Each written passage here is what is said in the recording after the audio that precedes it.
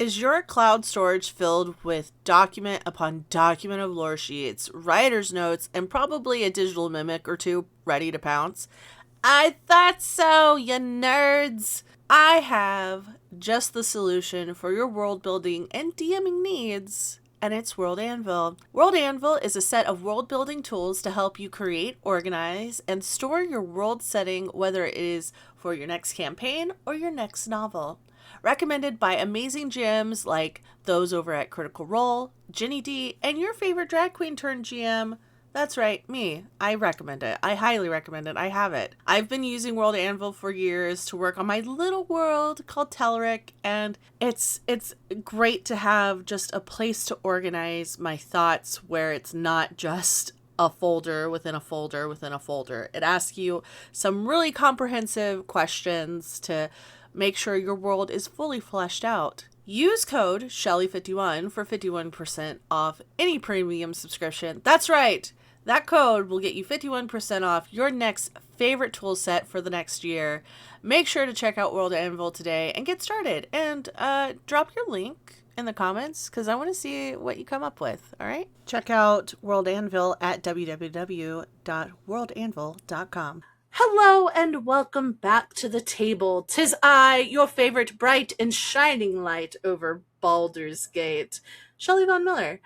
Okay, look, I haven't done a proper Dark Urge run, so I can't say that I'm a shadow over Baldur's Gate, and it's been like 3 years since the game came out, so maybe I should probably do a proper Dark Urge run, but that's not a podcast issue, that's just a me issue. Speaking of Baldur's Gate, calm down, chat. We don't have anybody from the game. All right, we're not that cool. All right, but we do have a member of the cast of Shadow over Baldur's Gate. They are a fellow magic nerd like me. They will talk your ear off about Pathfinder and was supposed to be on the Gen Con episode, but American Airlines shit the bed. Welcome to the table, PJ McGaw. Hello, darling. Hello, everyone. It's great to actually be with you. American Airlines, I hate you, but we're here now, and that's what matters. That's all that matters. That's all that matters. Hey, and you weren't the only one that got hit by the American Airlines bug, but I learned my lesson. American Airlines, we're never going to get sponsored by American Airlines, and it's okay. But I learned from my time in the military, never trust American Airlines because that's what they would book us on. It would be United and American Airlines flights, and my luggage would always be run over and broken. And I'm like, you know what? I'm good. I'm a Delta girly. Hi, Delta. Love Delta. If not for nothing, if you could get a direct flight. Yeah, direct is great. Can I get a direct flight to Indy? Can I get a direct flight to Indy, please? Thank you. Please. Also, American Airlines, is this how you're treating your troops? Come on, do better. That's not even American Airlines. That's just the United States Army right there. That's just them. I have so many friends in the VA, and they're like, yeah, so I need, flu medicine. I'm going to wait 3 years to get it. I'm like, oh, this is so bad. They don't have, a sick call. Going to, urgent care or, trying to get in without an appointment at the VA it's hard. It's not great. It's not great. But for those who don't know who you are, introduce the people. Let the people know. Yeah. Well, hello, everyone. Like I said, my name is PJ McGaw. I am a freelance TTRPG writer as well as actual play producer and award-winning role player. I have been in the actual play space since 2018, and it's been a wild journey. If I ever get into talk about my origins more, you'll know why. But yeah, I've been here since 2018, so almost 10 years. I've produced, well over 300 total episodes of content with Nat 20 Productions, Critic Chronicles, Dungeons Divided, The Adventure Factory, and more. I love role-playing. I've just been blessed lately to be able to do some of this on stage at San Diego Comic-Con and do a panel at Gen Con, and it's just been a dream come true. And now I'm here to talk about this thing that I have a lot of feelings about. So let's get cracking. Oh, I like lifting weights. I like Uh, long walks at the beach. I like yeah, magic and comic books. Anyway, sorry. magic and comic books. And you did a live play at Gen Con, I not did, just a yeah. panel.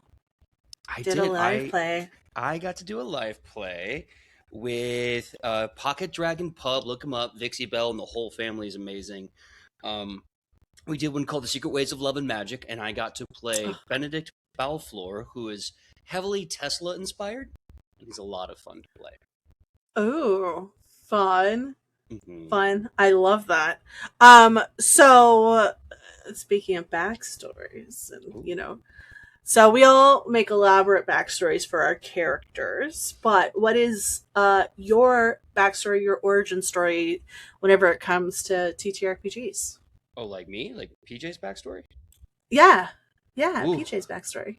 Okay, so when it comes to TTRPGs, I started playing around like 2000. I was out of college, so probably by 2008 at this point, 2007. And I grew up in a house that was very like born again with the satanic panic. You couldn't say the word magic, anything, because magic was the devil. And so getting into D&D was weird because it was just role play and math and improv and like storytelling. But I had to kind of like shield my protective family away from the idea that I'm going to cast a spell because it doesn't mean anything. It's not really evil. But I started in 2008 and about 10 years of doing that. And then I entered the AP side because I was at a LARP in California. And I had this character that I'm very proud of. I use him all the time in other shows and things.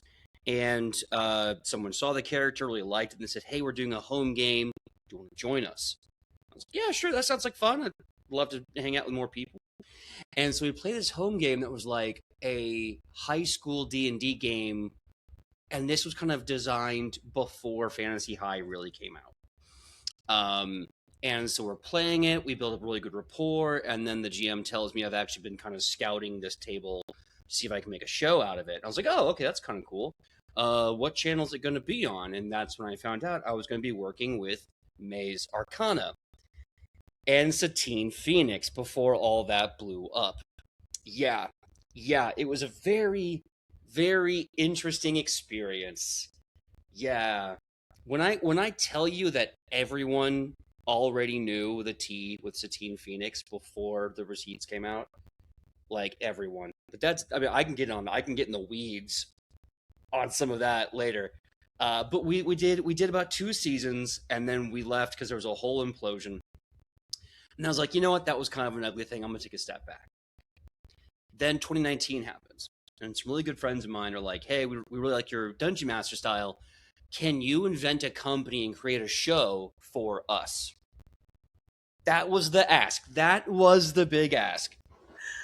Wait, what? They're like, hey, can you replicate what Critical Role did real quick? And do that for us. That's exactly what okay. it was. Like, hey, can you just pull a Critical Role out of your ass? And I had this voice in the back of my head going, no, don't do it. And I was like, but what if brain, as I hit my microphone, what if everything goes right? That thing.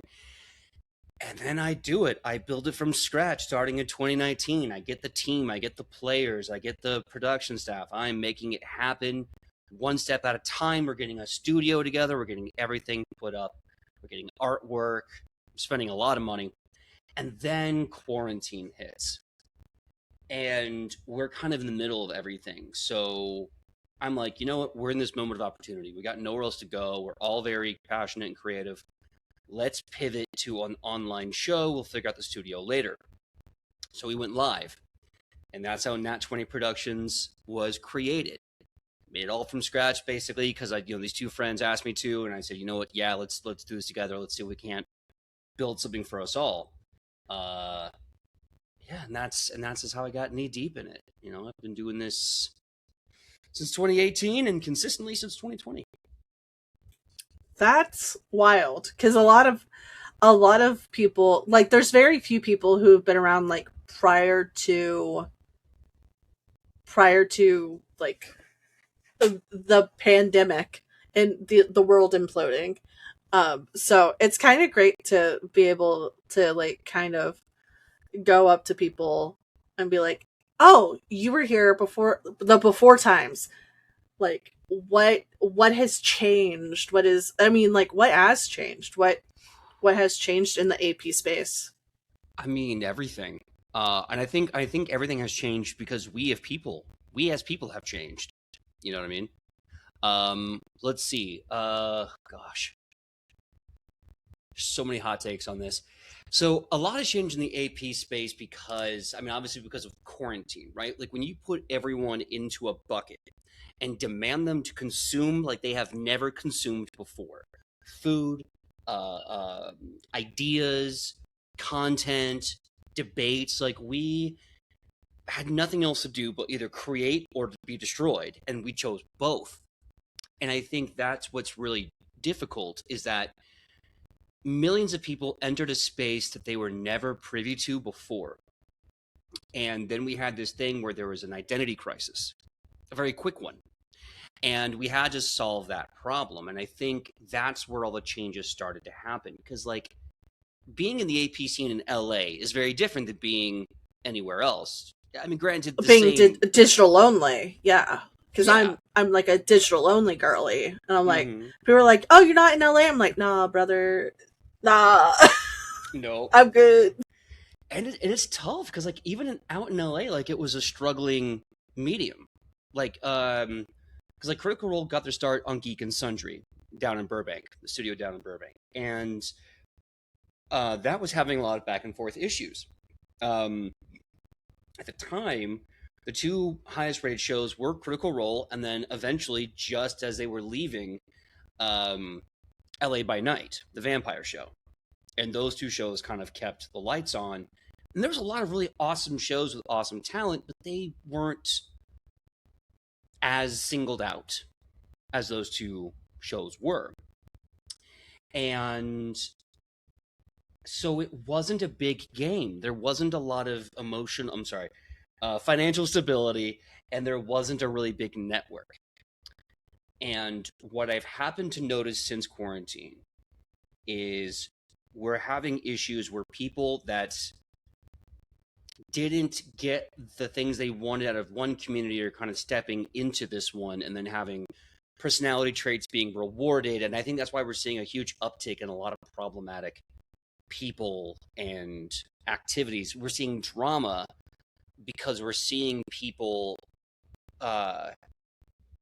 basically monetize whimsy and authenticity, so none of it's real. They get rewarded for it, and it becomes individualist. How can I and then this is a feedback loop into the culture of the space that they're now a part of. Yeah, and especially, I mean, as somebody, I will fully admit this, and I fully admit this. I got into the TTRPG and AP space in 2020.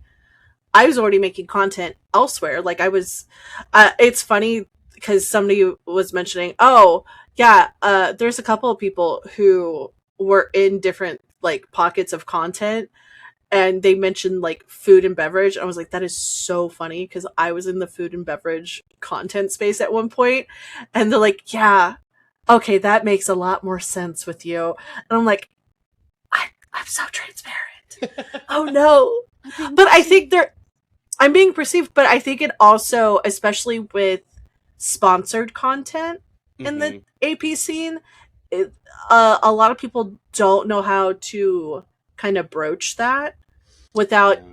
either having a background in marketing or having a background in content creation, specifically in like uh where like they want butts and seats. Like Yep. a restaurant's not going to give you free stuff unless they know that they can get like butts and seats from your content. Oh yeah. So I mean, it's having yeah, no, I was just gonna I say know how to. having worked social media marketing for like major corporations, that's a huge part. Like, no one's reaching out to you because you're nice, which is tragic. They're reaching out because Yeah. they know if you have 1 million people and only 10% of your audience gives a crap, that's still like what, 10 to 100,000 people that can influence their shares. Exactly. That Yeah, can influence shares, that can influence sales, that can influence, something going bigger than it was supposed to. yeah, Um and what is it? User generated content. So like the UGC idea of just like, oh yeah, this is something you'll like. And I'm like, seeing it from the outside now, I'm like, oh, after being in it so long, I was like, I I need to block all these people. But also, I had to like not block people, especially for the other panel that I did at Gen Con, because mm-hmm. it was called The Business of Influencing, and you kind of have to be like doing the research. Yep. Just be like, all right, I have to ingest this. How does it make me feel? It Mm-hmm. doesn't make me feel great. Because it's like, hey guys, I found this wonderful restaurant here and blah blah blah blah blah blah blah, and it's like, damn. Get ready with me while I Get, manipulate your nervous system and become a corporate shill. And look, here's the thing. I get it. Get that bag, get that money, Slay Queen, yes. boots down. I am here for all of that, but we also have to admit what we're doing. Like, we have to admit we're Yeah. willfully doing this. And, like, as long as we can do that, I'm cool. You know what I mean? Like, admit it out loud and let's just move on.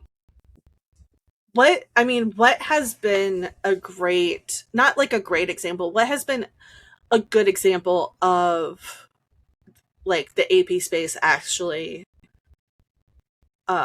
using that kind of marketing slash kind of manipulation tactic for good? Oh, for good. For Okay. good. For good. Not for bad. Look, I do like being shady. I am a drag queen.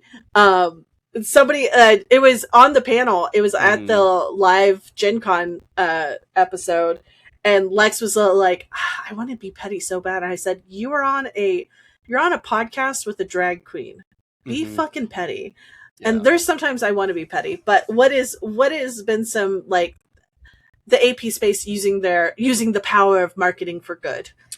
That's a good question. I do want to kind of TLDR my previous answer about what's changed in the AP space, because I think that also is going to lead into this Yeah. one. The TLDR, I think, is that we changed because of our consumption, and we've changed because of the way we communicate. And ultimately, the AP space blew up. It became massive. And because of that, we have a lot of people thinking they can put the same financial return in, get the same financial return out.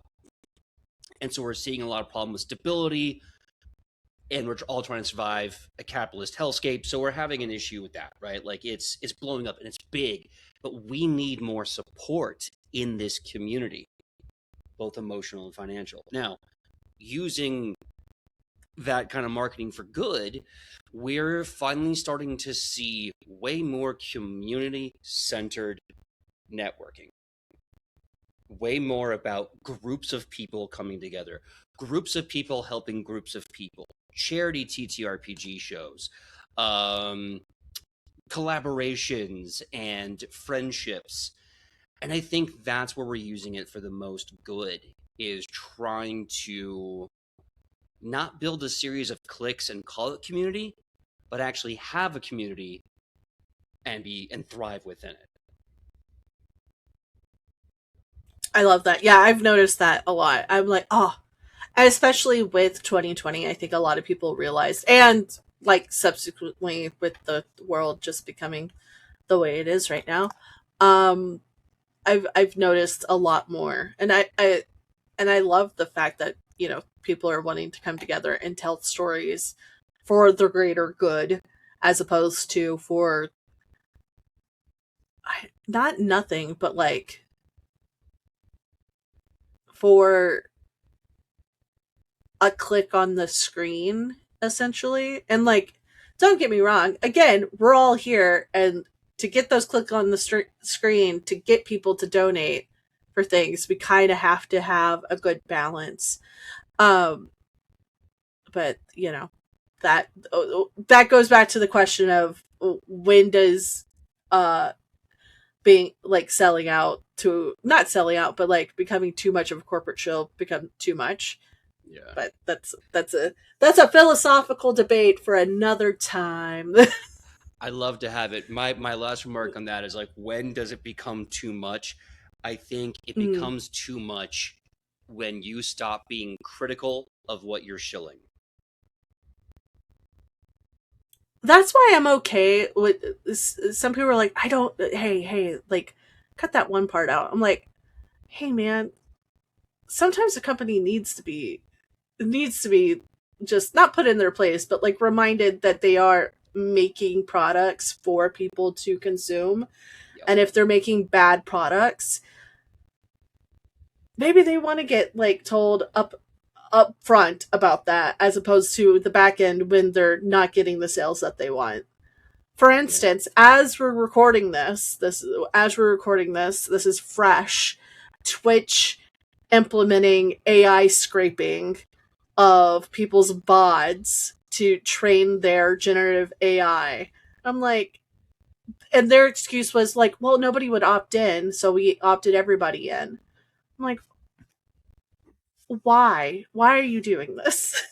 And like, not to make it weird, but like, that's such a huge consent issue. Like, if That it you, is. yeah, if Yeah. you can say that about kissing somebody, it's just as creepy.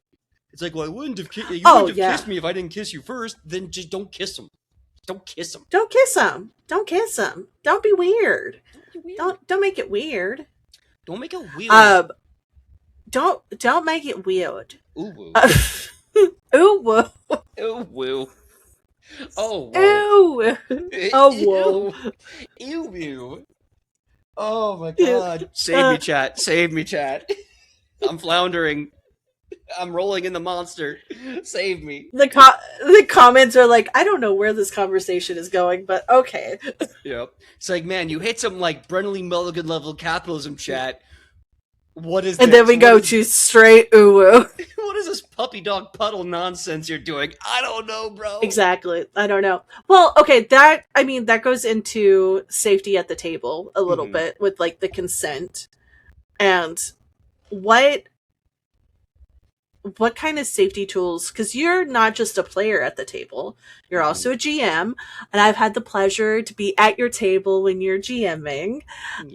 um uh, what kind of safety tools do you put in place, not just for your players but like for yourself whenever you're telling stories? Ooh, that's a great question, because I feel like as the space has exploded and the conversations around like professional GMing and safety and industry we'll, as we'll all get it it's we'll get into the conversation about professional GMing. Just you I'm wait. here for it. I'm excited for it. But I feel like all this has kind of led to a very interesting position where the person who is working the most at the table now has to double that. Like the GM is now being put into a kind of customer service position. Um, and there are so many safety tools for the players and inherently not as many for the GMs. And I think that's kind of feeding into that mentality. I think, as for me, it comes from trauma. It really just comes down to, quit early, quit often. As a GM, there's really no parachute. So if things are getting really bad and you're doing your due diligence and you're checking in, you're checking with yourself, you're having a conversation, people are treating you like both their therapist and their mediator. At some point, the only thing you can do is just go, you know what? I'm straight up not having a good time, and quit, because it won't get better. And it's not because things are negative. It's because things are consistent. And you can do another game. There's always another game. So save yourself. As for players, one quick side tangent. Let's start creating safety tools for GMs. I think that'd be a great product. Let's talk about what we can do to make sure GMs are safe at the table on I, paper. I, after this podcast, we'll get together and we're gonna make it. We're gonna make a product. There we go. That's a shilling for the good. Yeah. Get ready with me while you protect your mental health at the table. Little fuzzy microphone. So anyway, safety tools. I believe in using them before, during, and after. Right? So before, consent checklists, private follow-ups, just like, hey, what mindset do I need to have going in so I can make sure I'm not unintentionally putting anything in here that would make you have a bad time, right? I had someone at a game that wanted to play a spider person, and I'm like, hell yeah, that comes with a deep cultural narrative. It's beautiful, but some people get icky around spiders. So I should probably check in and make sure everyone consents to having a teammate that's going to potentially trigger them. Everyone was fine. Everyone was cool. But, it's a good thing to have that conversation, because if someone doesn't understand that you can morph into a spider at will, they might have something that makes them not want to keep playing with you, even though it's not you, it's them. Safety tools during X, private message, green, yellow, red lights, pause, stop, fast forward. A lot of these tools I've just kind of inherited from doing other shows, and they're all great. It really just comes down to communication. What can you do to communicate and ensure that it's healthy, safe, fine? And afterwards, decomp, stars, hearts, wishes, just broing it up in the discords, whatever allows you to return to base and remind yourselves that, especially in the AP space, to remind yourselves that you're still a human being. Yes, you're a rock star, you're a super genius, but you're also a guy named Tom, and Tom likes fish sticks. Let's talk about that. You know what I mean? I didn't know Tom from MySpace likes fish sticks. Tom, why didn't you tell us? He likes fish sticks and Paramore, believe it or not. Hey, you know what? Yeah. I'd believe it. Oh, God. Tom. MySpace is coming back. He's bringing it back, and I'm like, Tom, you're our only hope. He's either going to be our savior or our damnation, and I'm here for it. Or he's the Antichrist, and then we're all fucked. Hopefully, hey, Tom, look at me, Tom, look at me. I know you're probably not watching this. Somebody send a clip. Don't do it. Don't do bad things with MySpace. Please. And also, can I have my old MySpace back? Because I would really like to get some of those photos of shows that I used to shoot at back into my grubby little hands. Okay, anyways. No, I love that, because I don't want my old MySpace back. That thing was cringe as hell. Oh, mine was cringe as hell. But I used to, oh my gosh, this is another life. Whenever I was in high school, I used to go to local shows here in Houston. A little place. Hey Houstonians, hey millennial Houstonians, please check in. A little place called Java Jazz. It was in a little place called Old Town Spring, in North Houston, and it was right next to a doll hospital, and they would serve coffee and smoothies and stuff like that. There was no alcohol. It was an all ages place. And I would go and I would take pictures of bands and I would post them on MySpace. And I would go to all these shows. It was a good time. There was a time that I wanted to be a photographer. Obviously that didn't happen. Hey, it's okay. There's a time where I wanted to be a movie star. It didn't happen. But, I get to tell awesome stories. At least you still get to tell awesome stories. Mm-hmm. You get to be awesome in the AP space. Well, okay, speaking of the AP space. Yes. You're part of the cast of Shadows Over Baldur's Gate. Mm-hmm. On Crit Chronicles, which we love them here. Hi, Cujo. Hi, guys. Hello, hi, Cujo. Hi, CB. Hi, Tony. Hi, CB. Laura. Hi, Lauren. Hi, Laura. Hi, Meadow. Hello. You play Marcus, a tiefling paladin. Tell us about the game. What is Shadows Over Baldur's Gate? Oh man, so Shadow over Baldur's Gate is a D&D 2024 stream. Uh, it is the kind of unofficial sequel to Baldur's Gate 3, showing what happens like a year to 3 years after the Mother Brain, while kind of the dark powers are trying to take advantage of the chaos. Who are the heroes that step up when all the other heroes are done with their journey? So we all have our tragic backstories and our wants and needs, and we are now trying to save Baldur's Gate from. I think I can say because we're pretty open about it on the show. We're trying to save them from a weird like trinity of like Tiamat and Zarael and like maybe Titania, maybe another Fey god. We don't know, but we're trying to save the world.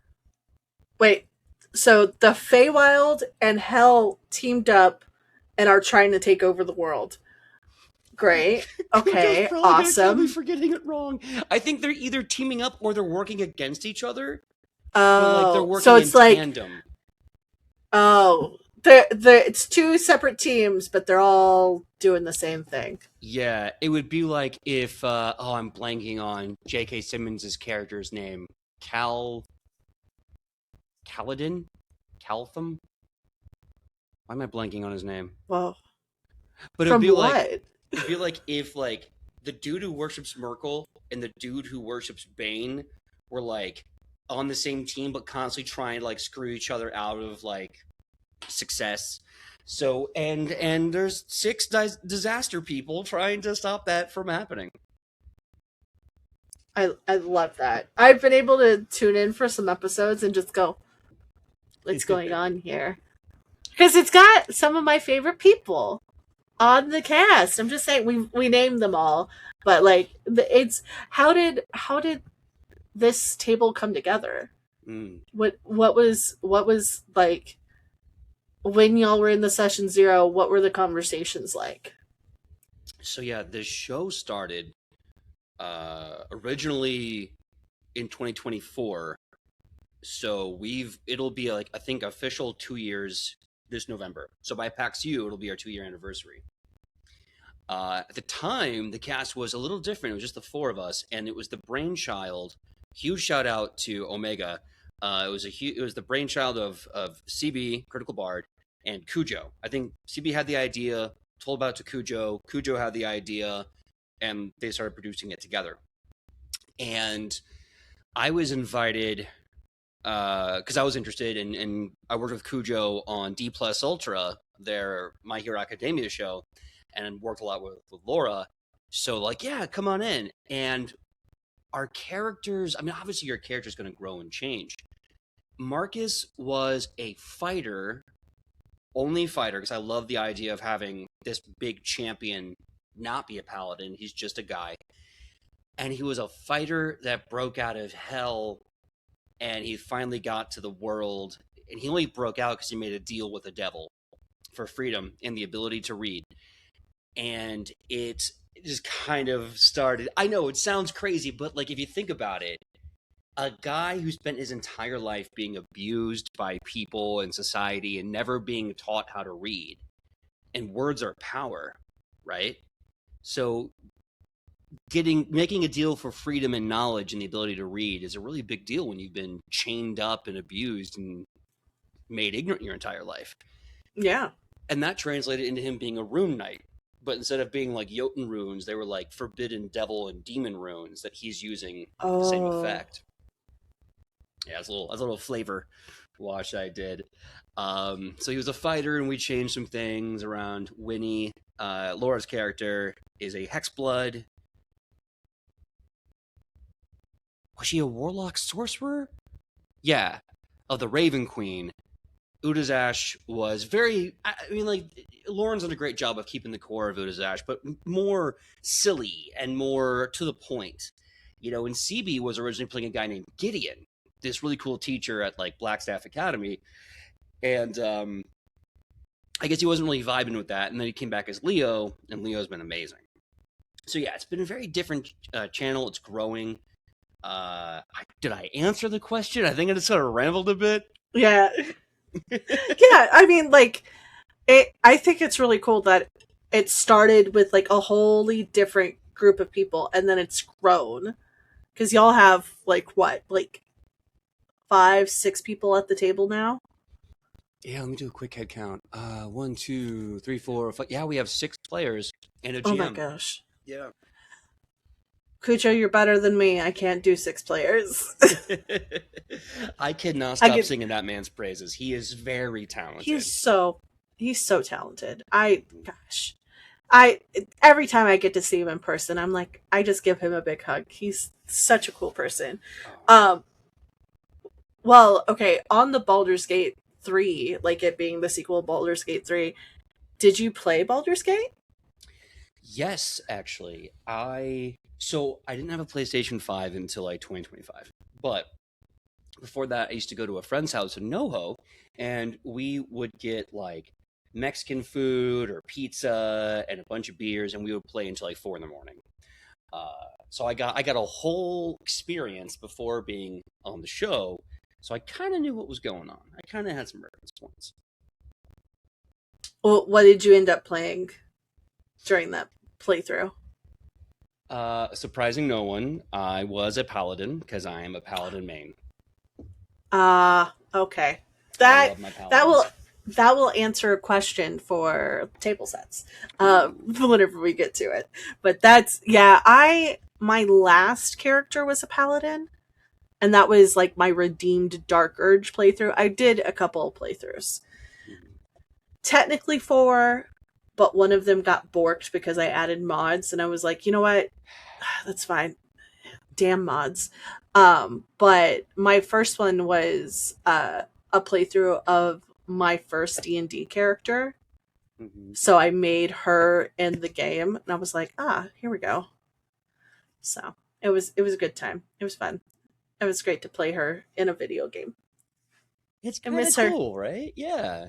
Yeah, it's. I think it's really cool that with a game like that, and like, okay, with you going to your friend's house and like y'all ordering food and like playing until however many hours into the night.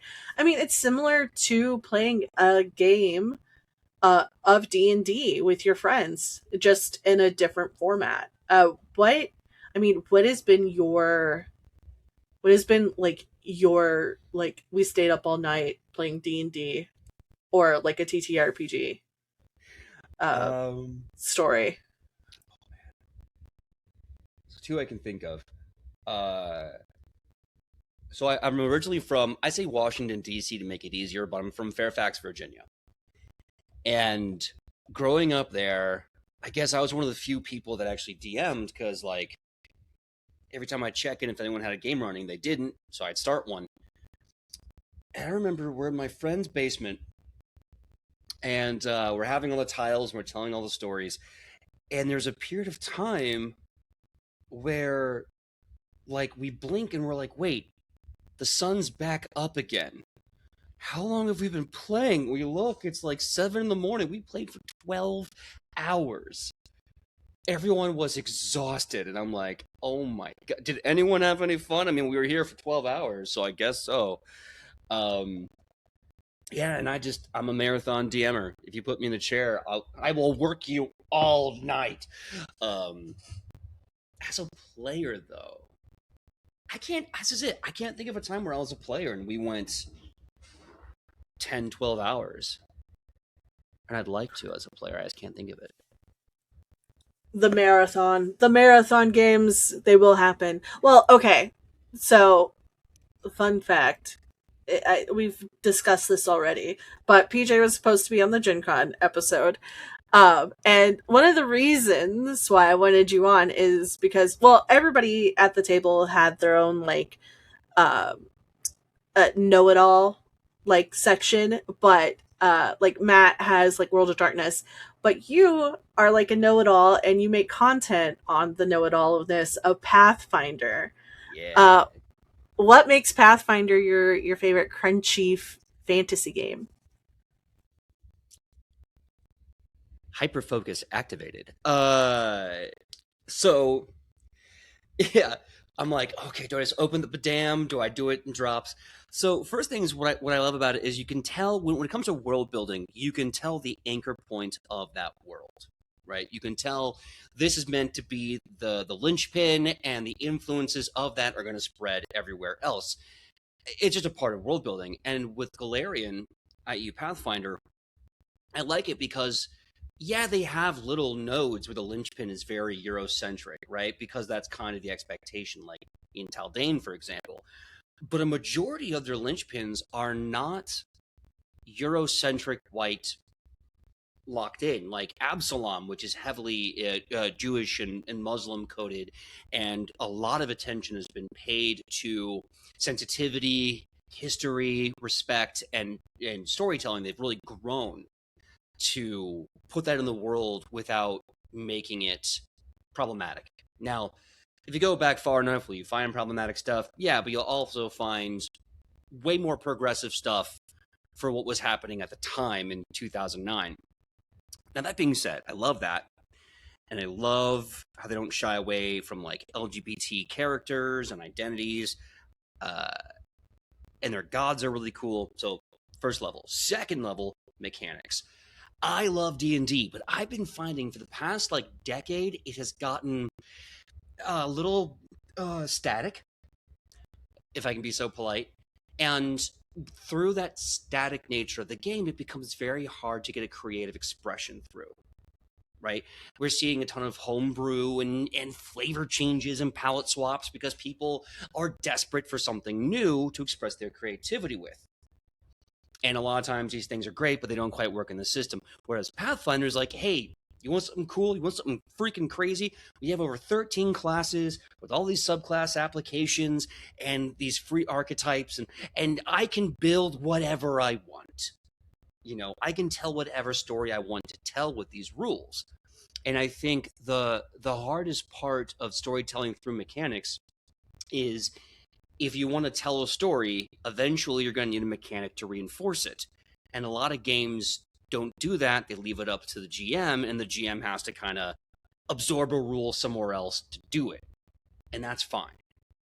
But Pathfinder has that built in. So whatever story I want to tell, I can have that character with that crazy interaction, with that crazy backstory, and I can do this crazy thing in the moment with this crazy rule. The crunch reinforces my creativity. It rewards me. It doesn't like screw up anything. And if you're not a power gamer, it's fine. You're still doing exactly what you want to do without having to three systems in a trench coat it. I love it. I love the spell save spectrum instead of save or suck. I love the weapon customization. Just the very unique classes. Like as a summoner, you have spells to summon whatever you want to summon, but then you have like your dude, your one solo dude who is a strong boy, and you can cast spells to buff him up, and it works differently than any other caster does. So I don't know. I could rant on all day about how much I love Pathfinder Second Edition, Starfinder Second Edition, and how they actually work together. But I don't want to keep us here all day long. It's fine. I love when people get on like their little soapbox to tell things. It shows that you're passionate about it. But how did you stumble into Pathfinder? Were you in like the 1E crowd, or did you stumble in with 2? Yeah, I was definitely in the 1E crowd. I grew up doing a bunch of D&D. In fact, funny story, my first ever D&D system was 4th Ed, the one that no one likes. I see the look on your face. Oh my god. Yeah. You know what? You're like one of the very few people that are like, yeah, my first one was 4th edition. And I'm like, oh, how does it feel? How does it feel to be so cool? Well, it's very underground. I'm not, I'm unique. I'm not one of those sellouts. You're like, screw 3.5, 4th edition all the way. Yeah, well, see, the fourth just dropped at the time, like 2008, 9, whenever I was getting into it. And, it was the new hotness, so everyone was trying to force that conversion over. and you had your die hard 3.5s. But I did 4, and then I went back and I did 1 AD&D, tried 2, holy hell, and 3 and 3.5, and I love 3.5. And then I was hanging out with someone, and they're like, "Hey, you don't suck. Do you want to play D&D?" And I was like, "Yeah." And they're like, "Cool, we have this thing called Pathfinder. It's similar but different." And I was like, "Oh, okay. I'm gonna play a gunslinger because the guns are cool." And so I played that, and the vibes were different, and like in a really cool way. It was dark and edgy, but still like full of hope and love. And I was like, this is some cool stuff. And then when we were making Not 20 Productions, we're like, we have to put a show together. My brain was like, okay, we need to choose a system. And I was kind of already done with 5th edition, and I was a little worried that there was going to be some copyright nonsense. And lo and behold, the OGL crisis, I was right. So I chose Pathfinder 2nd edition. It was, yeah, right? It killed everything. Someone had a great conspiracy theory about how the OGL crisis changed TTRPGs, and it's wild.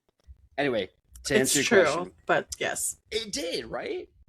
Anyway, sorry, the monster's kicking in finally. So if you're wondering why I'm so yappy, but yeah, that's my journey. And then I got to 2E, and I got hooked because 2E is just, it's fun as both a player and a game master, and everything. It solved a lot of problems I had with 5e, and I know it's a little controversial, but like I think it was just a very fun system.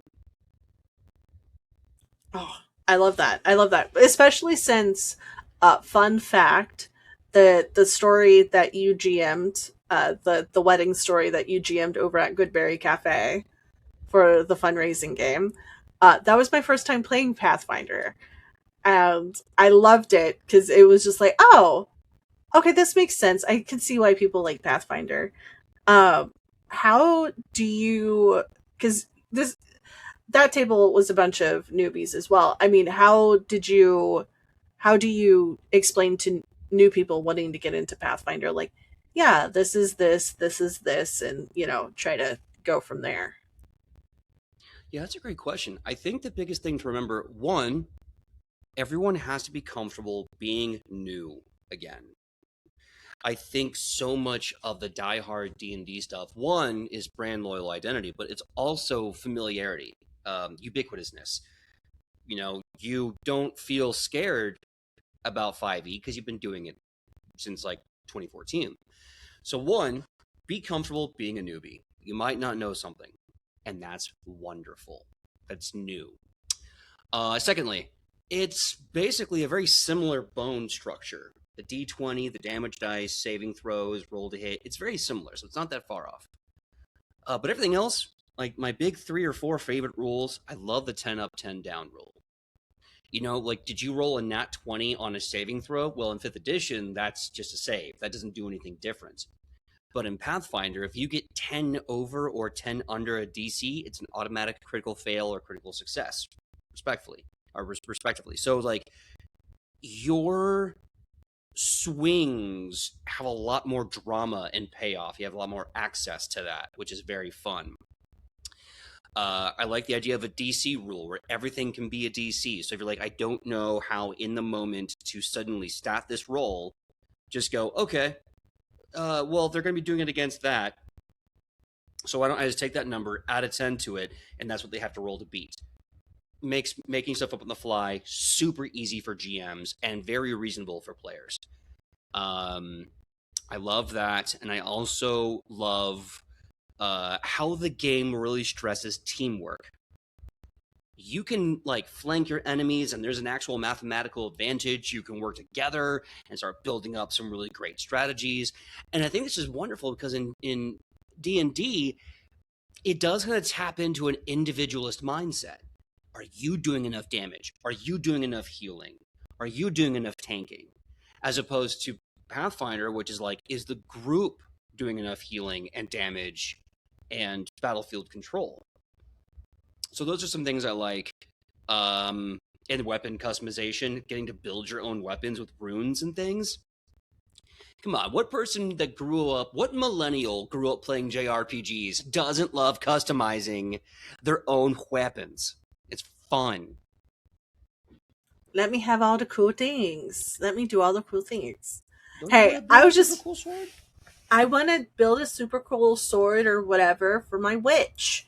I would love to play that witch again. It was that that character was so cool. I was just like, oh, there were so many things. I'm like, I just want to do this over and over and over again. Cool. And like, I don't know. It was a good time. I just there's not a lot of people who like playing Pathfinder besides yourself. Besides yourself. Yeah. So it's kind of hard to be like, hey, I could also just like dip in to like a paid game and be like, all right, we're gonna play Pathfinder. Sweet. On that note, because I already said we're going to be talking about that on the paid GM note. Mm-hmm. Of course, as we're recording this, um, the conversation has come over again, like the seasonal flu or a sinus infection that won't go away every spring. The discourse around professional GMing is back on social media. Like, uh, what is your take on professional GMs? Good question. I think I don't hate that you're trying to turn your hobby into a hustle. Um, I think the question, though, because this also extends the AP space, there's a lack of strong financial stability. Can we make this in a way that is worth the money you're spending for something your friends are willing to do for free? And can we maintain the compartmentalization between those two things, between having a hobby of this game and taking it as a professional marketable industry? Can we maintain those two things? If we can do that and everyone's happy, then there's no problem. How do you? I mean, because you professionally GM, I do too. I do get paid to GM sometimes. Hi, um, hire us. You want to see our work? It's all archived on YouTube. Thousands of hours of how amazing we are for you. Allegedly. Allegedly. Allegedly. I have some really cool 5-star reviews. Uh what I mean, how what do you think is that trigger to know that you are ready to become a professional in either the GM space or the AP space? First of all, uh, your own personal stability. I think we tend to, because of the capitalism and all the isms and emisses, supremacies happening in our society right now, we are put into a severe panic mode because nothing is thrivable right now. So if you're going to get into this, you need to understand who you are and what your emotional balance and stability looks like, because burnout is real, projection is real, the payments you're going to be making probably won't be what you expect, and the amount of work you're going to have to do to make it a living is going to be consuming. I know a guy who pays his rent with professional DMing. He makes a lot of money, but he runs 12 to 15 games a week, each at 3 hours. So do the math on that. Think about how much you have to be on. You have to be creative, how much prep, downtime, surprise building, how much specificity you have to put in for 15 games a week. So, first of all, lock that in your soul. Now, once that's there and you know that you have a pretty good basis going on with who you are as a person, who you are creatively, and how your nervous system works, then ask yourself this: do you have a voice? One of the things I've been noticing with YouTube right now is that we have some great content creators, and a lot of their tips are becoming, well, ubiquitous. And I'm worried that this is running us into a creative homogeny with dungeon mastering. Everyone expecting the same experience every time, the same story every time, yada yada, because it's familiar and it's popular. But do you have your own? Because like every marketing, you have to basically have something that they can only get from you, and that will always be who you are. And if you're not that, then you don't have an interesting product to give anybody. You're just, Jenny D, Brinley Mulligan, Abria, Matt Mercer, Dungeon Masters. You're just like a hodgepodge of 6 other people. So who are you? What's your voice? What can you do? And it's not competitive. It's just personal. What can you bring about yourself to that table? And then if you have a strong understanding, you have a strong voice, you have a style, see if people respond to the receptive, and then pull the trigger. Do it. How did you craft your voice? Like, what are some like touchstones, whether it's like media or like people you look up to, whether they're GMs or actors or anything like that, that helped you form your voice at the table? I love that question because I feel like when we were growing up as young artists, right? All artists learn by copying until they do it organically. And I feel like we're no longer living in an age where we copy until we are organic. I feel like we're living in an age where we copy until we become the copy, right? That's that homogenization. And it's everywhere because social media is teaching us how to be a person instead of a person teaching us how to social media. Right now, with that being said, my influences, things I consumed, a lot of anime. I grew up a dirty weeb. It was so good. I consumed a lot of movies and television. I consumed a lot of books and ideas about the hero's journey. I also went to college and took a lot of courses on like writing and stories and stuff. Not that you have to, but that's what helped me. So I consume like philosophical ideas, emotional ideas, suffering and thriving and twisting things on its head. So I don't know. I think just a lot of like, and music. Let me ask you a question. Did you ever have a song that inspired a character like so perfectly for you? Like you heard a song, you're like, this is the character? Oh, yeah. I mean, I make playlists for almost all my characters. Like, I need to work on my most recent Vampire the Masquerade character. Because, I mean, she's so fucking cool. And there's, like, so much. Because I'm like, I could just dump a bunch of, like, old punk songs into this and just make it just cuckoo bananas when everybody thinks, like, she's gonna be, like, some, like, trip hop. And, like, she is sort of trip hoppy. But I'm like, oh, I could just turn this on its head. But yeah, there's like a bunch of songs. Oh my gosh. What's like, for like tragic characters, I feel like Bittersweet Symphony. If you don't have that in your like arsenal of songs, Bittersweet Symphony is like the ultimate song of just tragic, like tragic continuance, if that makes sense. Like, despite everything, you're like, oh well, I'm gonna keep doing this. I'm gonna be the sad boy in the whole group. So Let's see, I love that because it also shows like your psychology, right? Because the characters we build are a part of us, even if they're antithetical and they're telling a story from us, right? For us. I love, in that same vein that you said, was it I'm Still Standing by Elton John? yes, Oh, okay. you see, Yeah, similar vibes. that's But like the different hap. outlooks. It's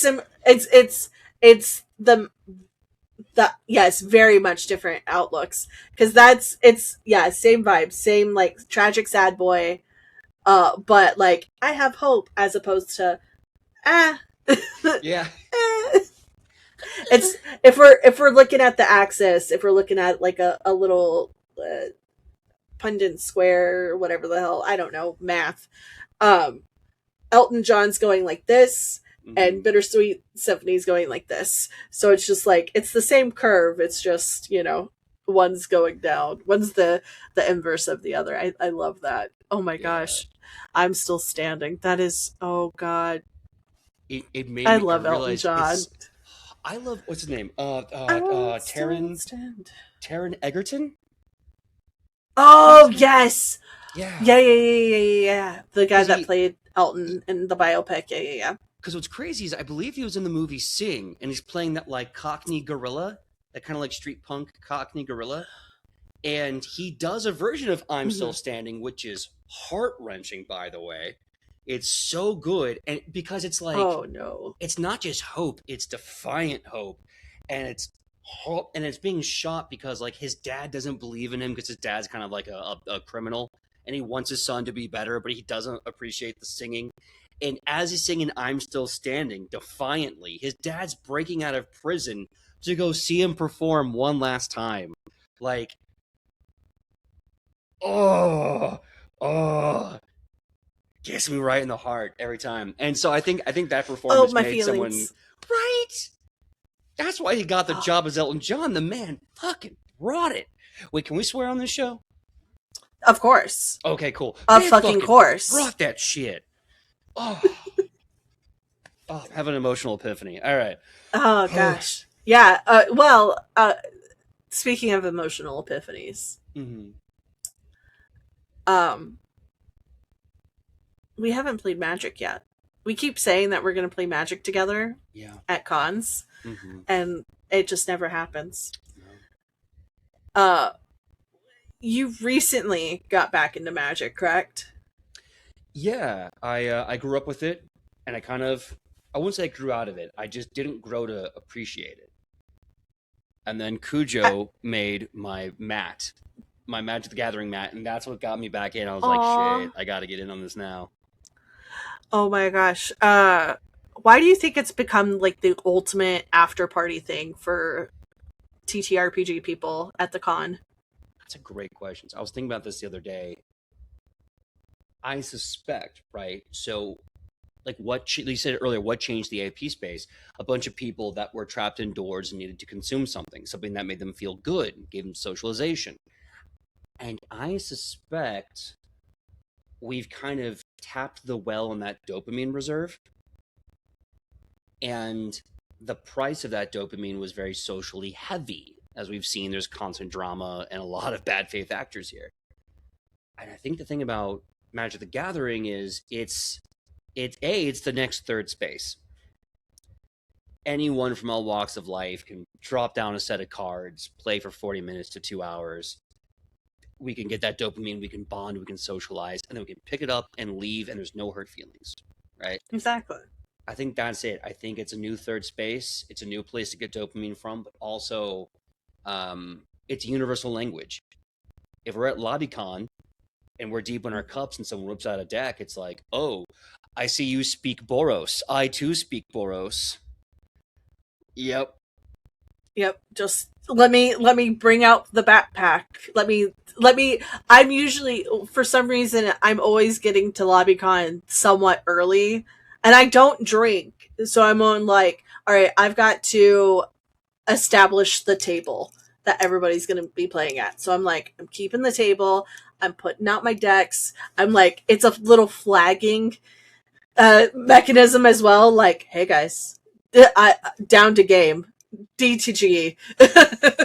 Yeah, the apps aren't working. It's time to whip out my decks and look confused at a hotel lobby. What's going on? What is this counter spell?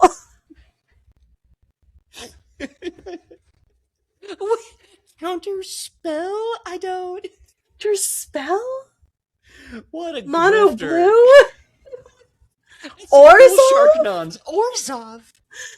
Orzhov? Life game? Don't know her. I think we as I have. This. Yeah. Yes. No, I was like, you're such an Orzhov girly. I love that for you. I am a dirty Orzhov player. My first deck though was white, black, blue. And it was the Amanatu precon, which is an interesting deck to get started on.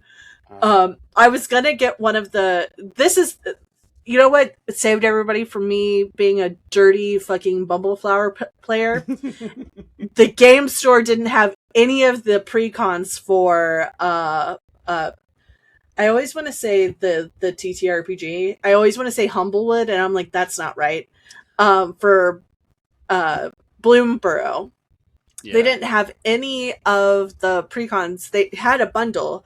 I was like, oh, dang. Okay, I'll try that one. That one looks cool. So I got a Duskmorn precon to go with my Bloomborough stuff.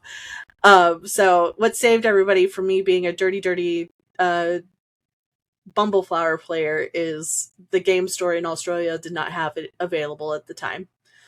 Uh, That is so you're funny. you better say you're welcome, everybody. Now I'm just a dirty Orzhov player. I'm just See, and now I'm that's just what's a life drain, just a and life gain I'm left right. It only yeah has like 60 infinites in it. It's fine. yeah. It's fine. No, at No, least two, at just at least two least two as a treat. things that as a treat, Mm. as a way to get off the Sanguine Bond, Exquisite Blood. Yep. Was it Just Vito and Bloodthirsty yeah. Conqueror and Look, those are expensive cards. I do not.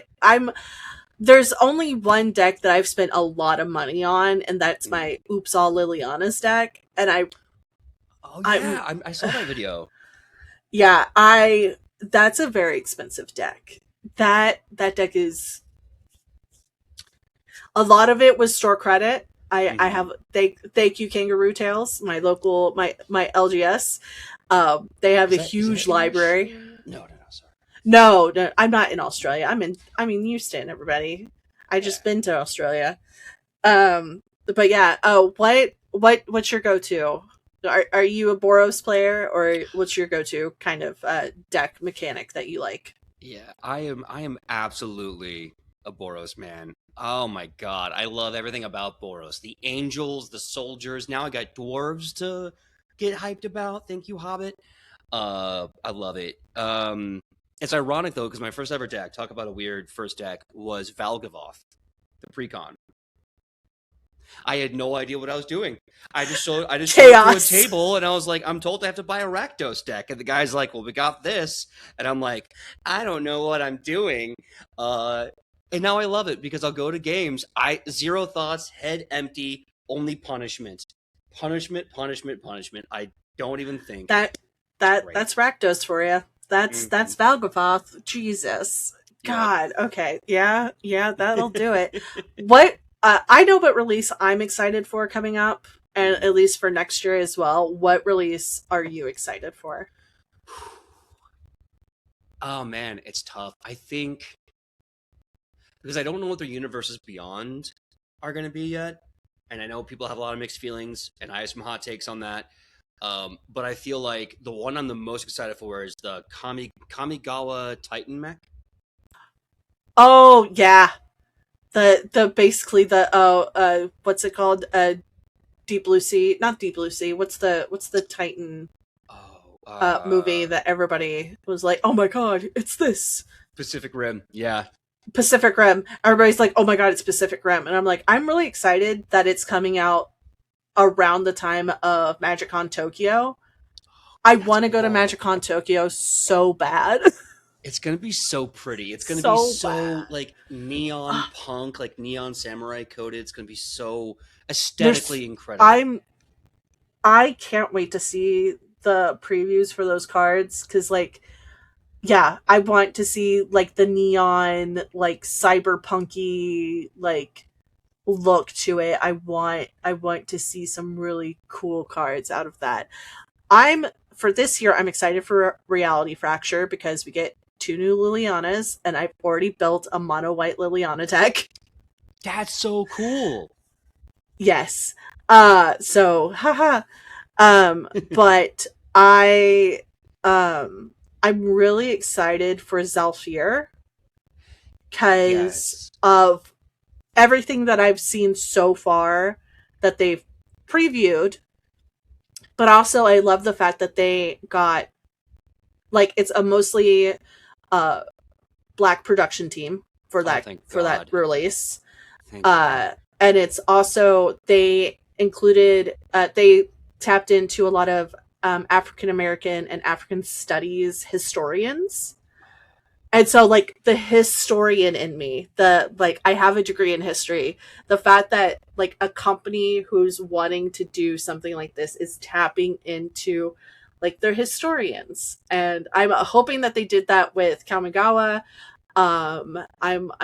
It's one of those things that I'm really excited about it, just to be like, oh my God, my friend, like, not my friends, but like, I know people who are still in the history space who are also like African studies and African American studies, like specific historians. And I'm like, oh, I wonder who got to like consult on this and like how many people got to consult, because that is the dopest fucking shit in the world.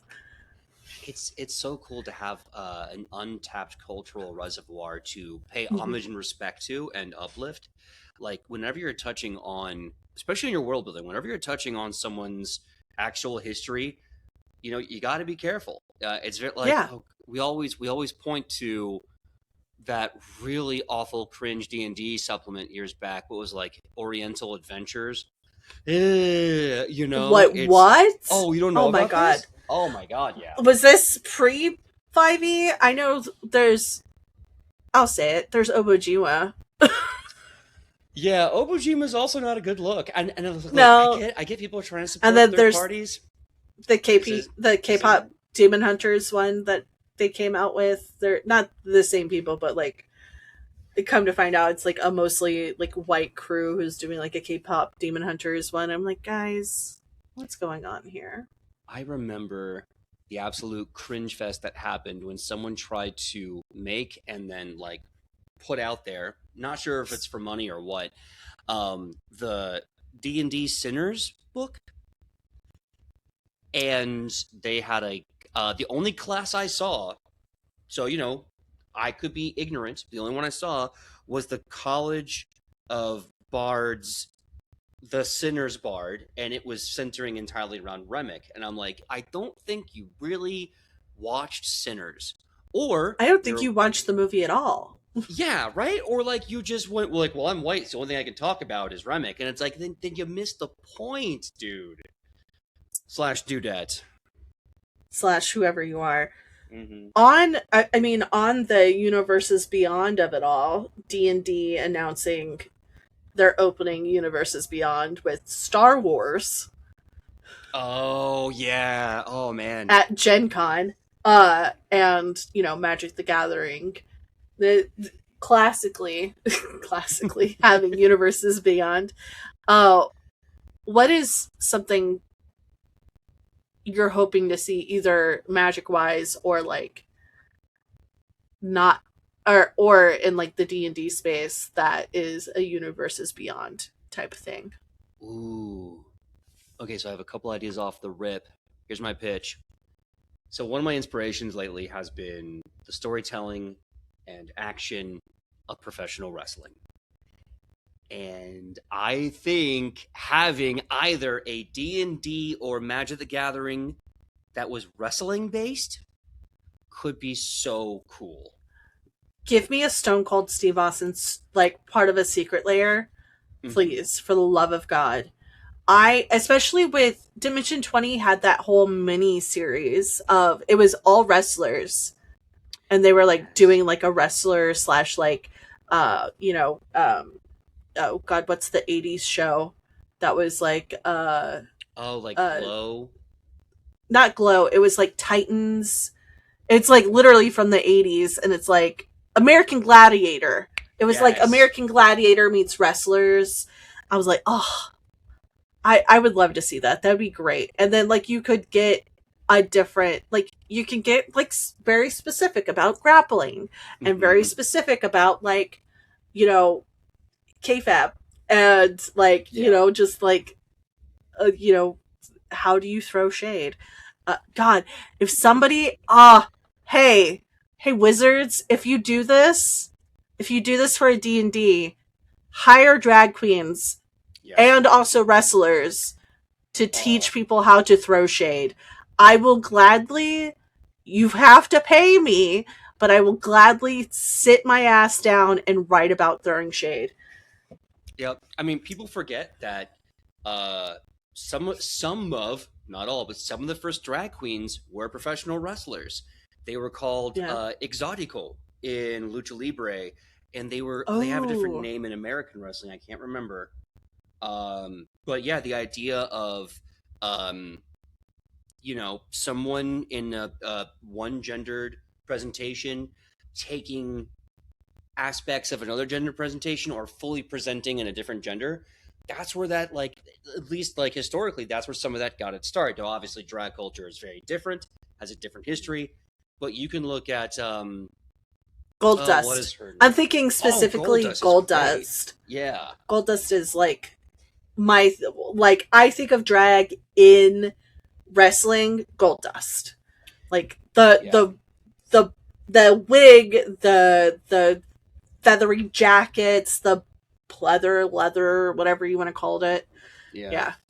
I think one key difference for anyone listening and might be having a little bit of I don't know, Dustin Rhodes, who did Gold Dust, was doing it because it was almost like a punishment for him as a performer that he basically doubled down into and committed to and made something cool out of it. But it was not expressed for him an expression. But if you look at was it Masquerada Sagrada? I'm gonna get the name wrong because there's so many names that are similar coming from the ignorant position of an American. But there is a woman wrestling now who is obviously a man in drag, but the character is a woman, but it's a drag character.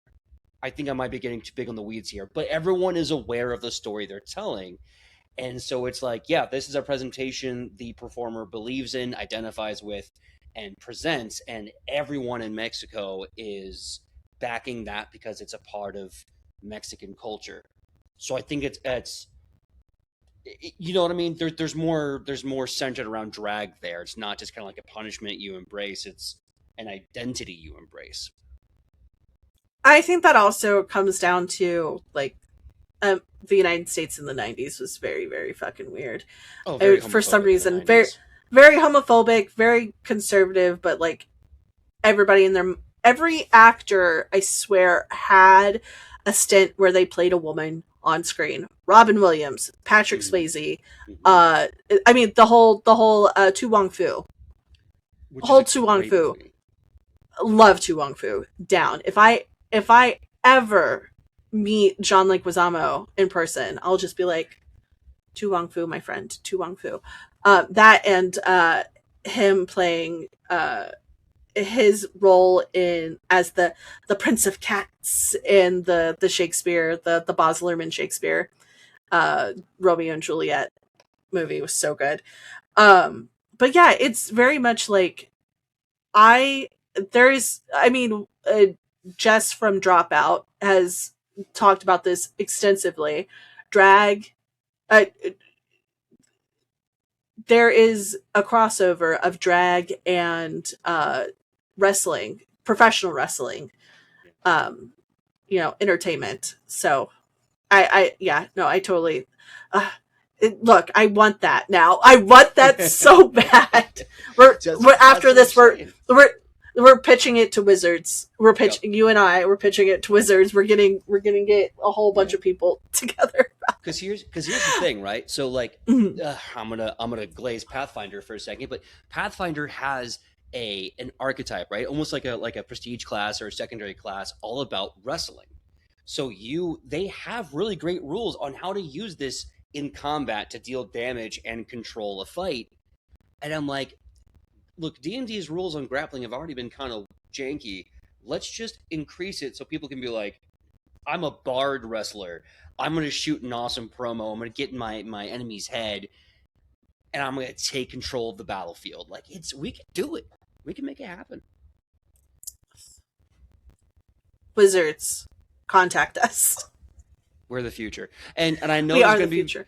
and I know there's going to be people in the chat going, well, what about? Yes, there are currently at least 2 or 3 really awesome systems that use wrestling as a narrative and combat tool. Go check them out. Wild World of Wrestling, WWW. Mm-hmm. There's Yeah, there's also, I feel like there's just like things that you can just flavor wise add to a bunch of games. mm-hmm. So it's one of those things. But if we want more people in the community, in the TTRPG community, unfortunately, that pathway, that gateway is D&D, unfortunately. And we gotta feed the beast sometimes. All right, kids, we gotta feed the beast. Look, it's ubiquitous. It's the mountaintop. Sometimes you got to get to the top to go to the bottom. Exactly. That doesn't work. Anyway, No. so that's my universe beyond. I think wrestling would be amazing. I think it's really dope. Mm-hmm. It hasn't really been tapped that much. No. And I mean, then they, like I said, they could clarify the grappling stuff. They can talk about, the role playing aspect. There's a whole thing. Could you imagine wrestling in Magic the Gathering? Stone Cold Steve doing the stunner as like a red magic that does immediate damage and puts a stun counter if the creature survived. Oh, ooh. Could have a pin mechanic. Wizards, please contact us. Dude, you could have a pin mechanic, and then you could. It's a stun mechanic. Yeah. You could do like a stun where like it's like a 2-round stun, or oh my gosh, yeah, the Stone Cold Stunner for like 2 rounds. Maybe finishing moves could be cards that come with a flashback or a bounce, so that you can keep using them. The Arcane Signet or Soul Ring could be like the belt. Yes.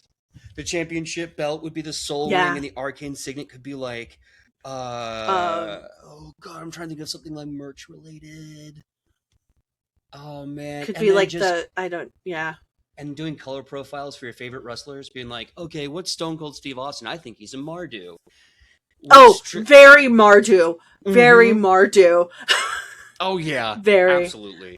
The Rock would be, oh god, I feel like The Rock, because of his shift into acting, could be blue, blue, black, white, because he did play a heel. Yeah, I think he could. I think The Rock could do Esper because of just the ability to he changed so fast. He would do babyface to heel so many times, back to back to back, so fast that you're like, wait a minute, weren't you just the bad guy last week? Right. I think there's that. I love the idea of the journey and colors too. Like with Marcus from Shadows over Baldur's Gate, I feel like when he was being abused in Hell, he was mono red. When he broke out and became a runic knight, Rakdos. But now that he's kind of gone through a path of redemption and healing, I feel like he's Boros. You can apply that to Stone Cold Steve Austin or The Rock. Do you have Hollywood Rock? Do you have Barama Bull? Nation of Domination Rock? And those are different colors.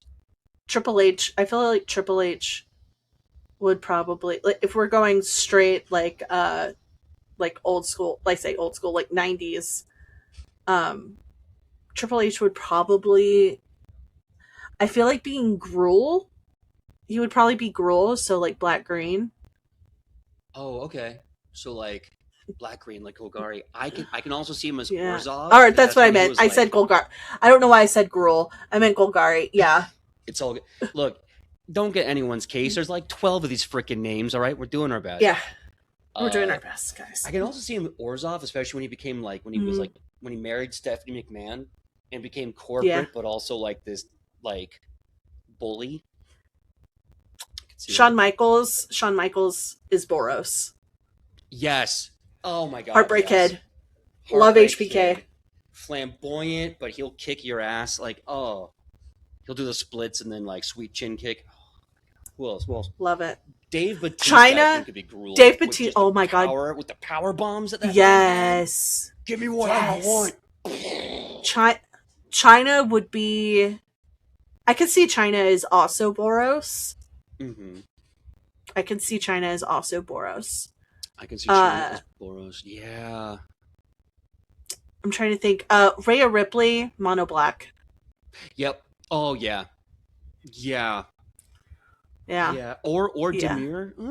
Maybe not. Maybe God, what's her name? The one with the she's short and she always carries that dolly nowadays. And she, you know who I'm talking about? Blonde with the pigtails? Alexis. Is it Ale- Alex? No, Alexa shut up. Bliss. Oh. Yes. No, sorry, my TV. My TV. I was like, no. Alexa Bliss, I could see as Demir. Yeah, girl. I can also see Grixis. Oh, yeah. Bray Wyatt could also be Grixis, blue, black, red. Mm-hmm.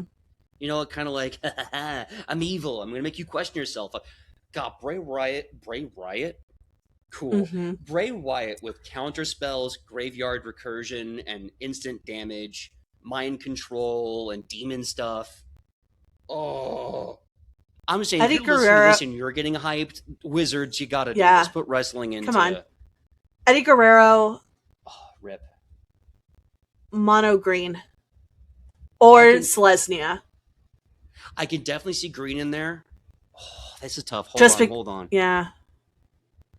No. Okay, hear me out. Gruul? Jund. Maybe Gruul? Jund.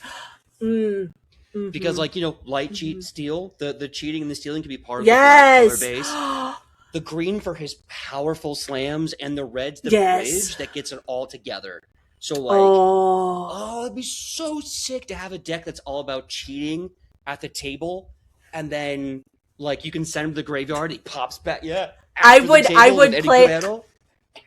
play that fucking deck so hard. I have so many, like, cheaty steal decks. Yeah.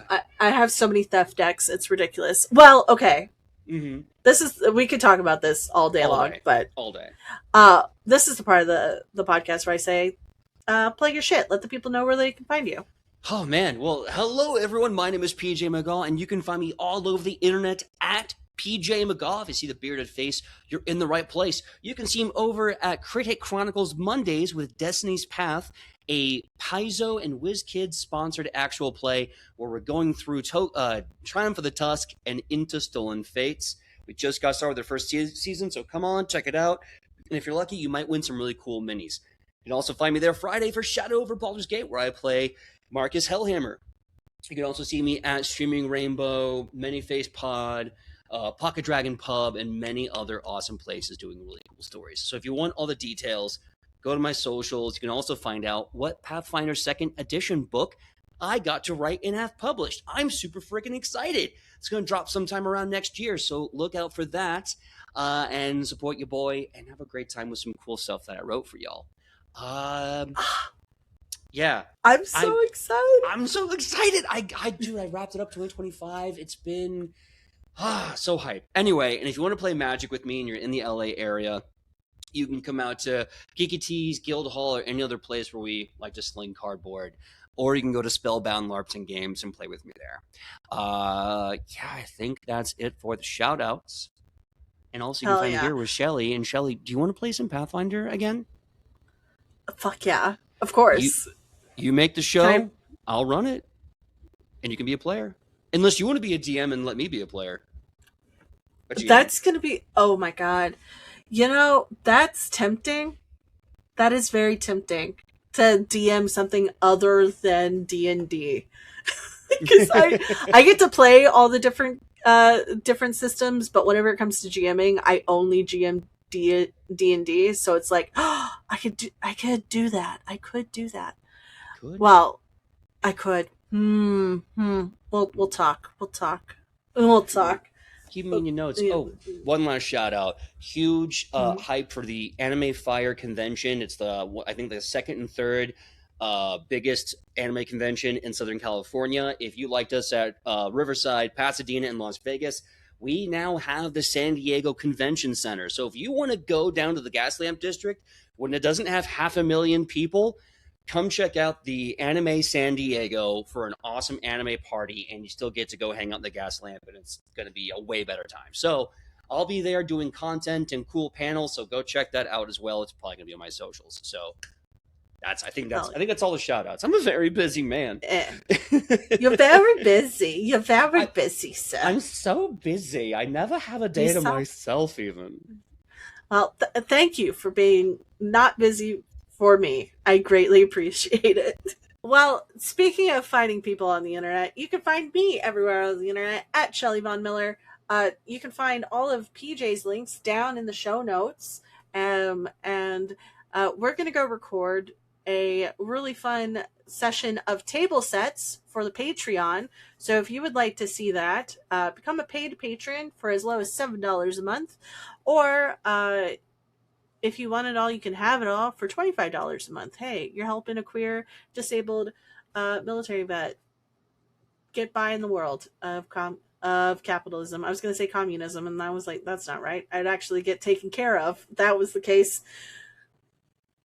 What? Who said that? Who fucking said that? Who said that? Are you sure Who you're said out of the that? army? Because I'm seeing some shots fired. What's happening? What? What's So going lame. on? Oh, Crazy. With all that being said, I love you guys, gals, and non-binary pals very much, and I will see you on the internet. Goodbye.